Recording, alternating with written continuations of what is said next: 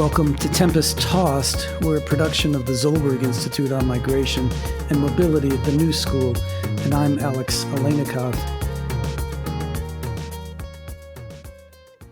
Today we're speaking with Jessica Goudeau, the author of After the Last Border, which tells the stories of two refugee families who were resettled in the United States.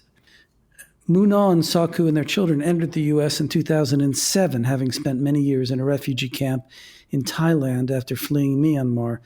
They'd faced danger in their home country because they were members of an ethnic minority, the Karen. Goudeau also tells the story of Hasna and Jibril al-Salam. I should say that these are all pseudonyms in the book, who came to the U.S. from Jordan after fleeing violence in Syria in 2011.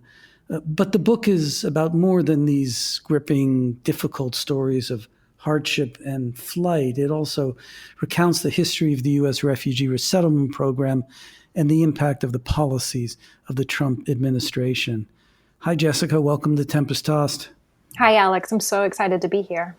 So this is a wonderful story, beautifully told. How did you come to write After the Last Border? So I actually come to this work from academia. I have a PhD in American literature, and while I was getting my PhD at the University of Texas, I got to know several former refugees. So when the rhetoric shifted around 2015, not just at the time that with the election that was in process, but just across the board, there were so many new ways in which our country was beginning to talk about refugees. I reached out to the community of people that I had known for several years and asked whose story I could tell. And out of that began writing several articles, and it eventually led to this book in which these two women tell their own stories in a way that allowed them to have control. They were able to choose what they wanted to include and what they didn't. But really, I wanted to give a raw example of what was happening, not when someone was, a refugee from 20 years ago, but a current example of what was happening right now. I mentioned at the outset that the book follows these two families, one from Myanmar and one from Syria. Let's focus on Hasna and Jibril al-Salam. Can you briefly tell us what led to their flight from Syria and how they came to the U.S.?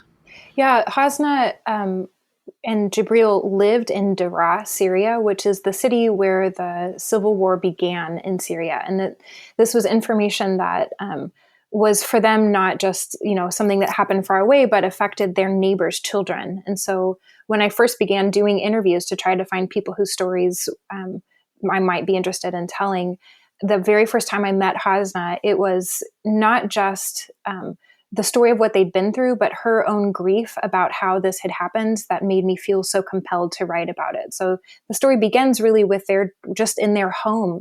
I wanted to show them not as refugees, but as just people who were living their lives. And I wanted to begin there so that you had a sense of what was lost in the process of this. What happened to them in their home city of Daraa? So there were some boys that during the Arab Spring used graffiti on the outside of their school wall, in which they, instead of saying that they wanted to get rid of the president, they talked about wanting to get rid of the principal.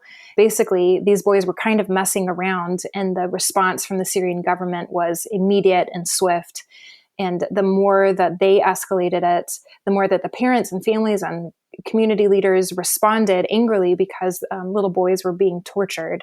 It really began as some boys who were frustrated and also maybe playing a joke. And it turned into a community that was really rising up against injustice. And so for Hasna, this was something that was happening to her neighbors, but wasn't necessarily something that was affecting her until it escalated quickly and it began affecting her husband and sons and then the rest of the community. And the family then fled to Jordan, is that right? Which is because Daraa is just over the border for Jordan. Yeah, it was so close across the border that they often would walk there for dinner and then come home. The two cities when she fled across the border to Jordan, it was like a sister city to them. And so she stayed for as long as she could and sent her children across the border in order to keep them safe. But as the siege went on for months, it eventually became clear that there was no way for her to be safe. So she left very reluctantly, always hoping that she could return to her home. How'd she get to the U.S.? Over time, it was clear that the only way she could get education for her youngest daughter was if she applied to be a refugee. And so part of what I wanted to tell in this is I think often we have this stereotype or myth that refugees are dying to get to the United States. And instead, this was a very reluctant journey for her. She had no intention of becoming a refugee. She always and continues to want to return to her home in Syria. And so as each stage passed, and it became more and more clear that there was no way for them to return home. And one of the things that became really clear in this interview process is that the driving force for every decision that Hasna and Jibril made from the time Hasna left Syria until they were reunited in Jordan and eventually came over together was to keep their family together. What was the impact of the Trump policies, the so-called Muslim ban that prohibited people from Syria and other Muslim majority countries from coming to the U.S.?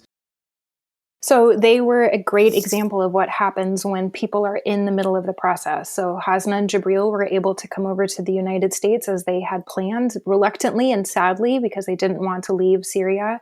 But they were grateful for the opportunity because it meant that their entire family could be together. But when the Muslim ban hit, their oldest married daughter, who was in the process of rejoining them and would have been behind them by only about 6 months, was caught up in that. And so she ended up being diverted to Canada, and it affected the rest of the choices that were made by the other children. It meant that the other children ended up in other places. One has stayed in the region, one ended up moving through Europe illegally in order to find a safe place. And watching Hasna and Jibril deal with the ramifications of that, not only are they not able to be reunited with their families, but they're also feeling incredibly sad because their families are still in danger, especially their children and grandchildren. And so the grief of that, of these cruel policies hitting in the middle of their process, has been really difficult. You know, much of the book is devoted to the actual resettlement process and changes people go through once they get to this country. I think many people sort of assume that once refugees arrive in the United States, the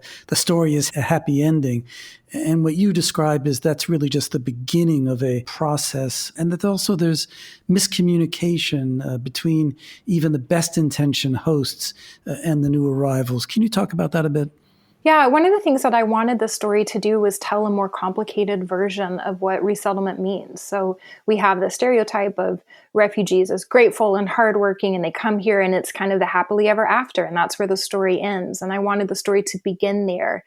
I do feel like Mu Naw's story is in many ways a happy story, and it's a story of her own empowerment and her own story of finding who she is as a person. And they are incredibly grateful. But I also wanted to show that it's more complicated than that we shouldn't always expect refugees to be grateful, that resettlement is a deeply fraught and tense process. And the culture shock can be very difficult, especially for people who have spent years living in camps and don't speak the language, or for people who are coming, as Hasna did, out of the trauma of war. And I wanted to show the many complexities and difficulties of resettlement, even before these policies changed and made it into the much more difficult situation it is today. And you also make clear that someone's past is never gone. It's with them all the time. They think about home, or they think about how they lived their lives at earlier times. And you've a particularly interesting account of Mu Naw's rethinking of her mother's life in Myanmar and also in Thailand.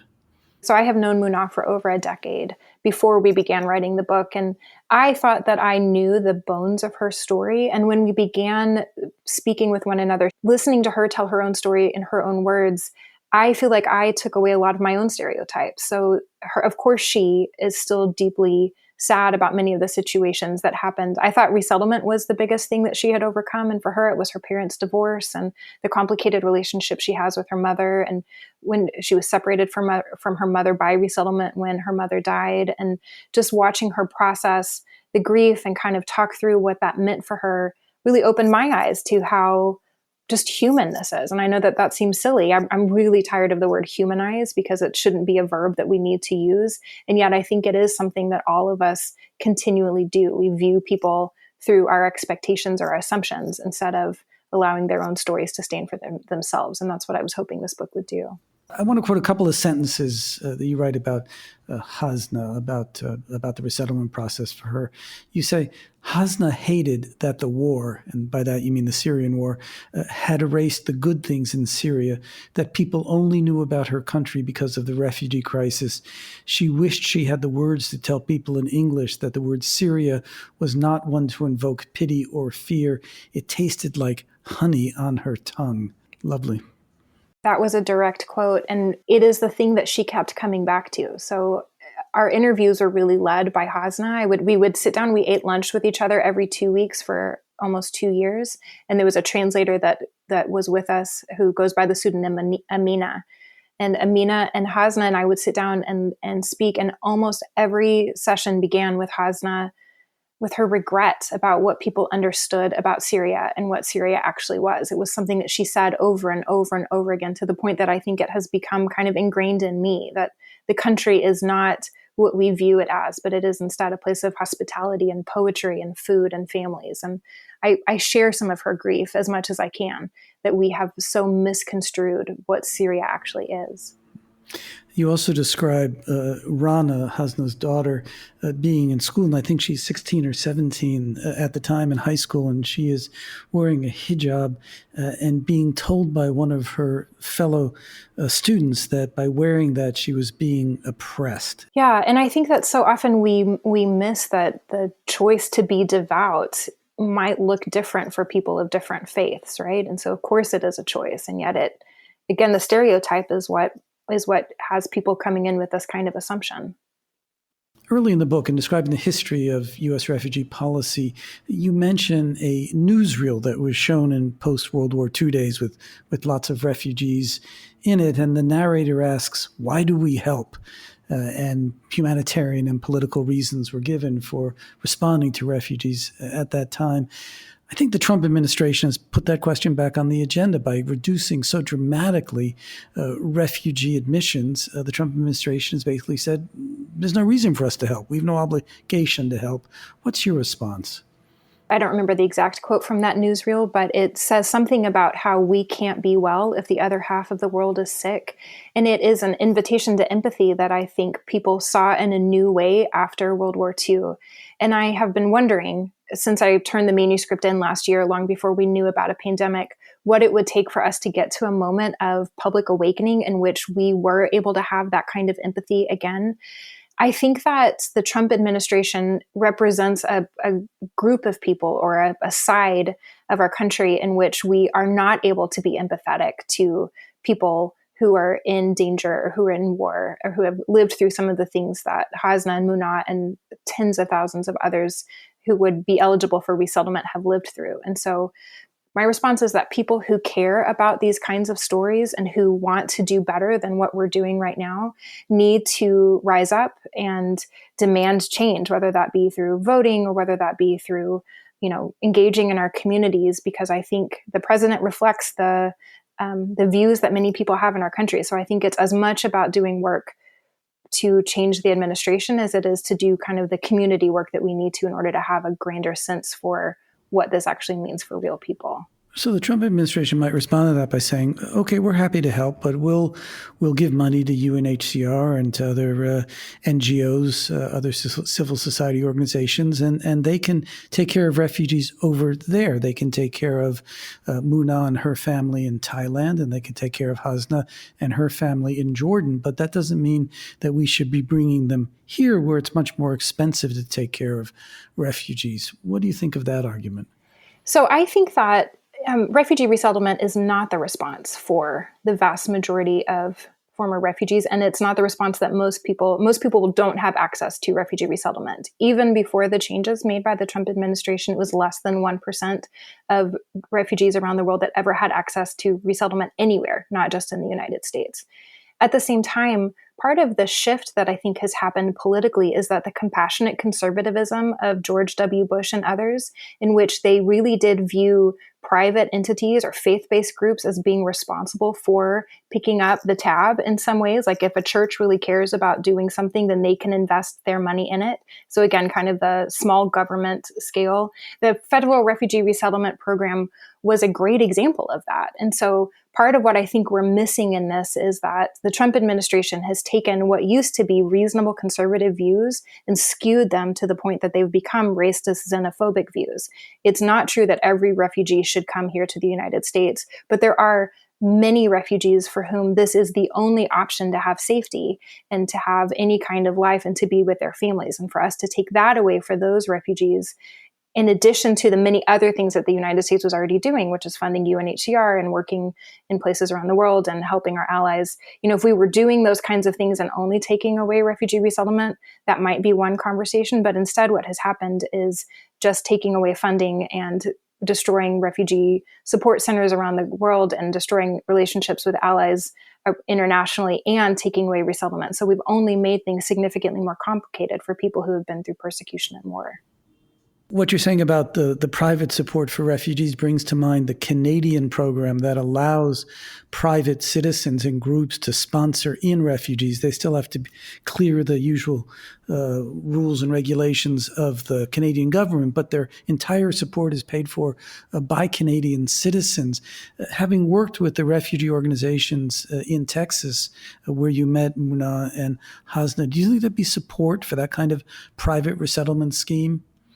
I have visited with several people in the last few weeks who have been talking about having more community-based responses based on the Canadian model. I think it is a complicated question, and I'm not a policy person. I interviewed someone recently for another piece that I'm working on about what's happening in Canada, and I have seen some downsides of that kind of community-based system. It ends up maybe punishing people who are in greater need because those who have relationships with communities here in the United States often get bumped up in the system. And so I understand that these can be complicated answers, but from what I've seen living here in Texas, I do think that there is more of a response and a desire to help former refugees. And that may be a community-based model alongside the traditional refugee resettlement model that we've had in the United States might be a way to kind of address that. So it allows people to have a bit more local control, which I think would address some of the issues that have been coming up in this administration. And I think that it would make it maybe a more palatable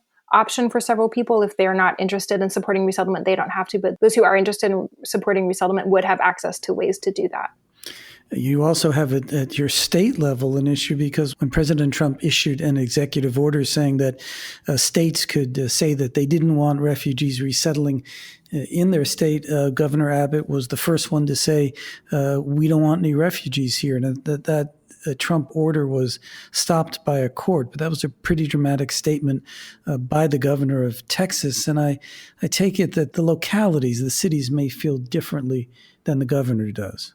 I think it depends on the place. And I think that that's one of those answers. What people will say privately and what they're going to say publicly are very different. When the pandemic hit, I was reporting a feature about resettlement in Abilene, Texas, which is out in far west Texas. And when the microphones were off, all of the mayor and the city manager and others privately talked about their deep desire to work with refugees. They had very personal stories about former refugees in their communities and at their churches and what that meant. But when it came time to actually saying it, they were very clear about the fact that the county in Texas is who decides that. And so they were not able to go on record and talk about supporting refugees. And I think in Texas, we have a really complicated situation right now. And this is part of why I always want to be clear that this is not something that is going to be changed based on an election. So it's not as if one president is going to change this. That we have work to do in a variety of places in order to return to the kind of widespread support that we used to enjoy around refugee resettlement. I think here in Texas, Governor Abbott is a great example of someone who has done basically everything in his power to keep especially Syrian refugees out of our state. Given what you've seen and written about, do you think the U.S. refugee resettlement is in need of major repair? Or if we simply brought the numbers back up again, that would take us a long way along the road we need to travel? I think the answer to this is complicated. So I think, yes, in a short-term answer, having a new president with a new administration that's setting a cap and also setting a floor. That's one of the things that the Biden campaign has talked a lot about, is wanting to work with Congress in order to set a floor so that there is never a situation in which a president is able to bring admissions numbers down to the lows that we have seen under the Trump administration. But at the same time, the damage that has been done in only 4 years to agencies with caseworkers whose ability to function in the community and whose tacit knowledge is lost to us as agencies have shuttered and caseworkers have moved on to new places, it's going to take time to rebuild. And I think one of the things that I am hearing from resettlement agencies around the country is their fear that this will happen in one fell swoop, and then there won't be the kind of widespread move that we need to make to educate the public about what it means to be a refugee. So it really depends on people learning and listening and being engaged on a very local level. And in some ways, refugee resettlement is a city-based program, right? Because what's happening in Austin and what's happening in New York and what's happening in LA are very different from each other. And so it really requires everybody to be engaged on a local level as well as a national level.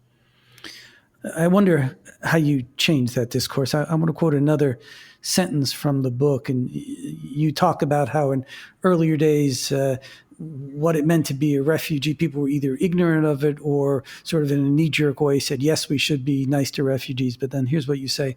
Almost without warning, a term that once inspired compassion and a program that quietly enjoyed bipartisan support for decades became hot-button political issues. Refugee became weirdly, wildly synonymous with terrorist. If that change has occurred for some or many Americans, how do we get the word back? I think the answer is through education, and I do not think that there is one thing that we can do, but it's a combination of things that have to be done, again, from national leaders as well as just individuals. And in schools, there are so many places. So I think the stakeholders who are involved in this, not just former refugees and not just resettlement agencies, but also community members and people who really care about this. You know, my neighbors, I live on a street that's a mixed political street, and I often envision my neighbors because we've had conversations during the pandemic over our driveways about what it means to be a refugee. And I think those are some of the things that need to happen in order for us to educate people more broadly about what it means to be a refugee. And so we have been here before to some degree, though never at the scale. And of course, you know, those of us who are writing books that look at history in order to figure out what it is that we're supposed to be doing now are always clear about the caveats. There are some ways in which we can look back and say we should do it like that, and other ways that we don't have a precedence for this. But I think looking at what happened in the 1940s and the 1950s and the way that the US government, as well as entertainment industries and educators and others, really worked to tell the story of what it meant to be a refugee. It wasn't necessarily an organized effort. It was just something that happened as people began to learn about it. I think widespread education is the thing that we need. Well, and of course, your book is a contribution to that effort. I think that what is wonderful about the book is it tells a very complicated story. It's not just a story of a family or two families in need who came to the U.S. and came to the land of milk and honey, but these are actually very, very complicated reasons for flight, longings for home, difficulties at integrating into a new society, but overall a program that saves lives. A big part of forming American identity are the stories that we tell ourselves. And so the stories that we have often told ourselves, we are, you know, a nation under God doing good work, or we are a nation who is based on these types of values. We're really recognizing in this time period that a lot of that is unraveling. And that is deeply painful. And I want this book to contribute in a critical way to that work. I'm very surprised to feel hope at the end of writing this book. I think because this has been so chaotic, I thought it would just be terrible and I would be writing a really sad book. But at the end, I feel like there's a real opportunity here. The United States has changed its mind and often does make better choices in history. And it's not always perfect. But I think we're at the precipice of a moment as a country in which we're going to have to make some very big decisions about who we are. And I think recognizing that that fight for American identity is still ongoing and that it impacts real people and that we can make a better choice means that in the days and months and years ahead, there are opportunities for us to do better than we've done. What's the main takeaway you would like your readers to leave with? So with the story of Mu Naw, I really wanted people to see what refugee resettlement was and what our country was capable of. I had no idea when I began writing this book that it would basically become a love letter to a federal program. There are a lot of things that were not working about refugee resettlement, but there were a lot of things that were really beautiful and extraordinary, frankly, when we look back on it. And with Hasna, I wanted people to understand what's at stake currently. I want them to know that people from Syria and other places in crisis around the world don't have time to wait for us to debate about them as if they're policies and not people. And then with the history sections, I really wanted us to understand who we are as a country and ask ourselves, is this really who we want to be? Jessica Goudeau, thanks so much for spending time with us. The book is After the Last Border. Thanks. Thank you. We recorded this episode before the November election. President-elect Biden, in a statement to Jesuit Refugee Services just after the election, pledged to offer resettlement in the United States to 125,000 refugees a year. This would be a dramatic increase from Trump administration policies that limited refugee admissions to just 15,000. Tempest Tossed is a production of the Zolberg Institute on Migration and Mobility at the New School. Our producer and engineer is Sahil Ansari, and our music is composed by Eli Aleinikoff.